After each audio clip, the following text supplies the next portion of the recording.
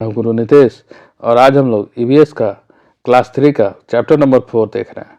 Chapter number 4 का शीर्षक है हमारा पहला स्कूल। स्कूल में हम कितनी सारी बातें सीखते हैं और समझते हैं, पर जानते हो हमारा पहला स्कूल कौन सा है?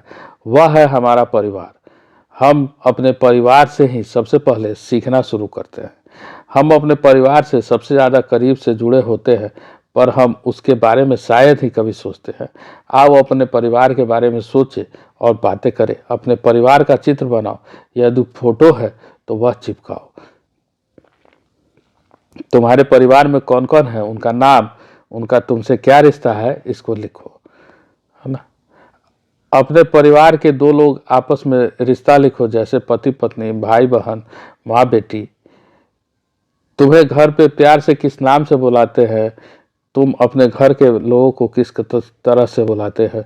यहाँ कुछ लोगों के चित्र बने हैं, इसमें दो लोग बिल्कुल एक जैसे दिखते हैं, इनका आपस में क्या रिश्ता हो सकता है ना। तुम्हारी कौन सी बात परिवार में किसी से मिलती जुलती है, जैसे तुम्हारी आवाज़, तुम्हारी आंखें, तुम्हारे बाल, तुम्हारी चाल, किससे और कैसे। आओ अब अनवरी के परिवार के बारे में कुछ पढ़े। अनवरी के परिवार के सभी बड़े लोग धोबी का काम करते हैं। परिवार के सभी सदस्य अपनी तरह से कपड़े धोने, सुखाने, इस्त्री करने में हाथ बटाते हैं। अनवरी, उसका चचेरा भाई तौफीक भी है, वह यह काम सीख रहे हैं। क्या तुम्हारे परिवार में भी कोई काम धंधा करता है? यदि हाँ तो क्या? इस काम में तुम उनकी क्या मदद करते हो?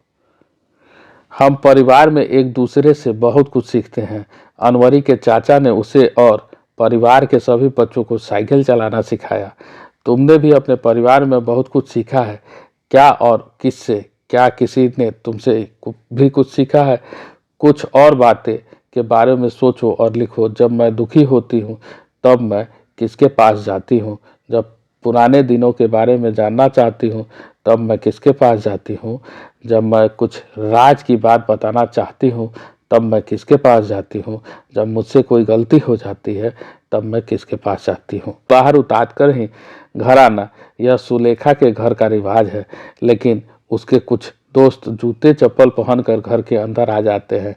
इससे सुलेखा के बाबा नाराज होते हैं। क्या तुम्हारे परिवार में अपने कुछ रिवाज हैं? कौन कौन से हैं? अपने घर के आस पड़ोस को साफ रखने में तुम और तुम्हारा परिवार क्या क्या करते हो? क्या तुम्हारे परिवार में किसी की खास आदत है, जैसे जोर से हंसना, खुश होने पर गाना आदि?